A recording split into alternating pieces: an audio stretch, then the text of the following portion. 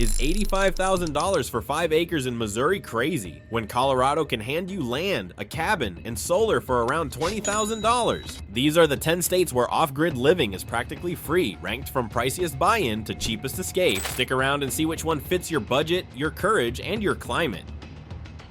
Number 10, Missouri. What if you could buy land that actually feeds and waters you, instead of just looking pretty on a postcard?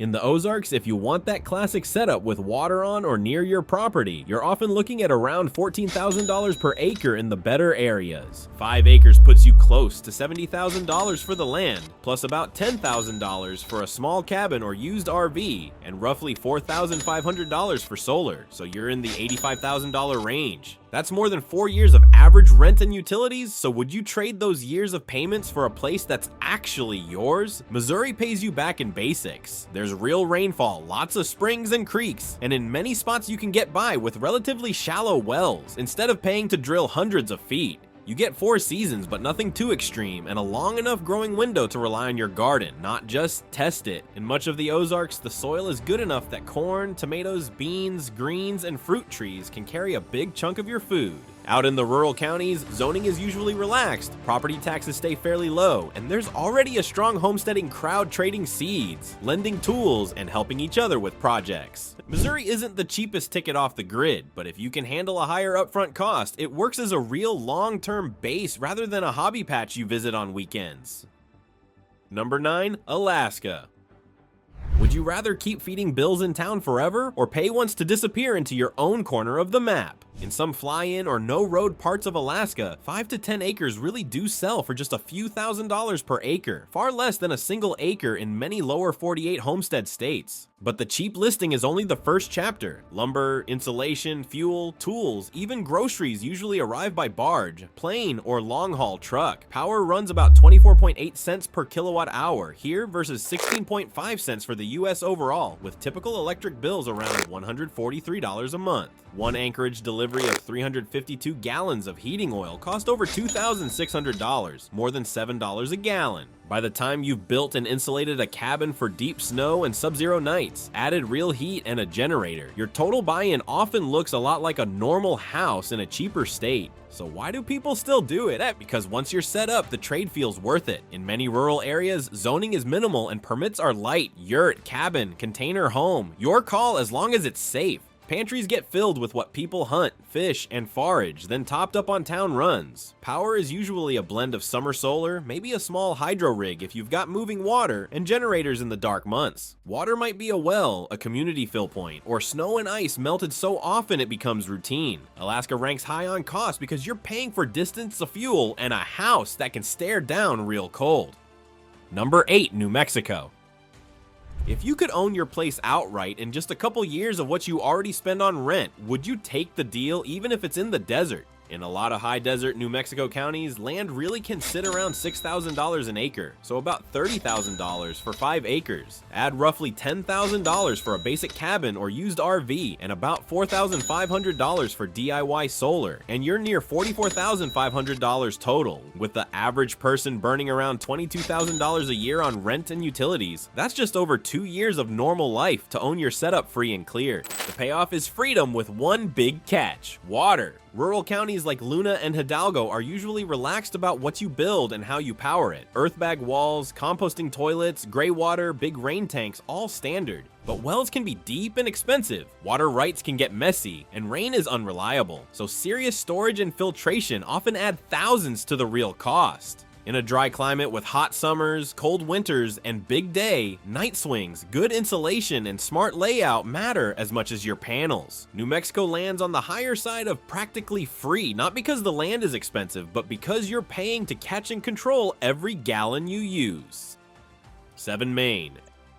Ever wanted to disappear into the woods and only come back to town for feed, nails, and coffee? Maine is that fantasy with a weather warning attached. Farm real estate averages about $3,170 per acre, and in places like Aroostook County, you'll see 5-acre lots around $58,500, roughly $11,700 per acre for trees, a slope, maybe a creek. Compared to other New England or Pacific Northwest spots, that's still a deal. The catch is simple: are you ready to pay for winter instead of rent? Up in Caribou, the average January temperature is about 7.9 degrees Fahrenheit, with roughly 111 inches of snow a year, so flimsy builds just die.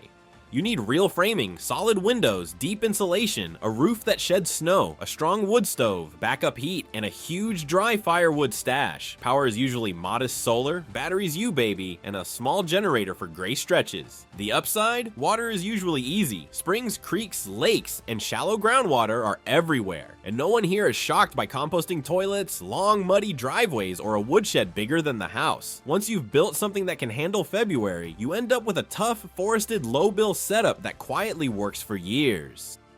Number 6, Idaho. Ever see a mountain listing and think, if this were just a bit cheaper, I'd disappear? Idaho is where that thought starts sounding serious. Farm real estate averages about $4,190 per acre, and in remote areas you'll often see land between $3,000 and $12,000 an acre. 5 acres in a forested valley or on a hillside usually lands in the mid-5 figures, and with a simple cabin and starter solar, you're often all in somewhere in the high 30,000s to low 40,000s. So what would you trade for mountains, rivers, and real space? Up north, around places like Coeur d'Alene, you get trees, ridges, creeks, and winters with roughly 44 inches of snow a year, so insulation and a serious heater aren't negotiable. Down south it's drier and more open, but still very doable if you've got a well or irrigation. Out in rural counties, rules stay light. Small cabins, composting toilets, and solar plus generator setups are normal as long as you're safe. And if you land on year-round running water with a bit of drop, you can even add small hydro and stop caring if the sky's gray. If you're okay with one sharp upfront hit in exchange for long-term privacy and a state that mostly leaves you alone, Idaho checks a lot of off-grid boxes. Number 5, Arizona. Would you swap snowstorms for heat waves if it meant almost never paying a power bill again? Arizona is where that deal starts to make sense. Real estate averages about $3,780 per acre, and in parts of northern and northwestern Arizona, 5-acre off-grid parcels often land around $20,000 to $25,000. Add roughly $10,000 for a used RV or simple cabin and about $4,500 for DIY solar, and you're in the mid-30,000s, less than 2 years of what many people burn on rent and utilities. Here the sun is your business partner. Places like Phoenix and Tucson get around 85% of possible sunshine and close to 300 sunny days a year. So solar isn't a backup plan, it's your main engine. A well-sized system can cover most of your day-to-day life. The real question is, are you ready to chase water instead of chasing cheap electricity? In a lot of desert counties, shallow wells aren't on the menu. Deep drilling can cost more than the land, groundwater rules are strict, and rain is a bonus, not a strategy. Life runs on desert logic. Shade is infrastructure. You work early and late, and you learn to live with rattlesnakes and 110 degrees Fahrenheit days. Number 4, Texas.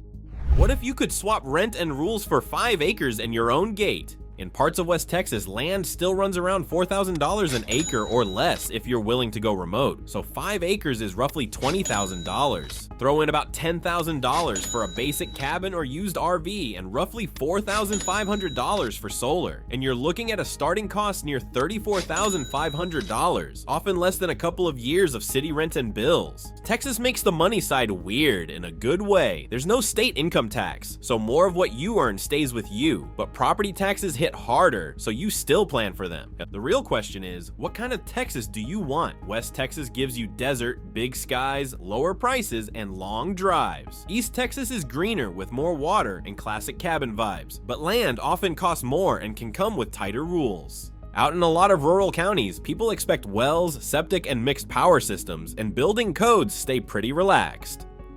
Number 3, Tennessee. What if going off grid didn't mean hiding in the woods, but trading your current life for a better one? That's Tennessee. In the right rural counties, land often runs between $3,000 and $15,000 an acre. And if you're patient and look past the tourist traps, 5 acres of solid, usable ground usually sit closer to the low end of that range. You're in the low to mid 5 figures for land, and even after you add a modest small home or used RV plus simple solar, you're still starting cheaper than places like Missouri or New Mexico. By the way, Tennessee has no state income tax. More of your money goes into fencing, tools, animals, and good soil instead of disappearing from your paycheck. Winters stay fairly mild, the growing season runs long, and suddenly you're not just trying a garden, you're running one. How much of your grocery bill would you happily replace with tomatoes, corn, beans, squash, and berries you picked 5 minutes ago?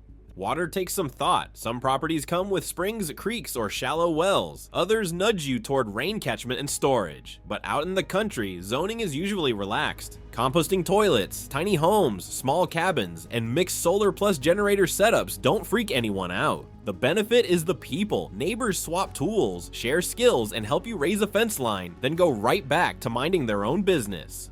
Number 2, Wyoming. How much is peace of mind worth to you if 5 acres costs less than your car? In a lot of out there Wyoming counties, scrub and grassland really do come that cheap. Go a little farther from town, build with your own hands, and you can often get land, a small cabin, and basic solar in the low to mid 20,000s. Add no state income tax and generally low property taxes, and the money side starts looking very friendly. The catch is what you live with, not what you pay. Out here, you might not see another porch light for miles. The wind doesn't blow, it tries to move your stuff into the next zip code. Anything you build has to be anchored and overbuilt, or it doesn't last. Some parcels have great wells, others mean hauling water, catching rain, or working deals with neighbors. Are you okay with that trade-off? Less cash, more weather. The rules at least stay out of your way. Rural zoning is light, inspections are rare, and if you want to turn shipping containers into a home or mix solar and wind, nobody is lining up to stop you. If your idea of rich is space, silence, and a sky so big it makes your problems feel small, Wyoming is where money stops being the main barrier and your own grit takes over. Number 1, Colorado.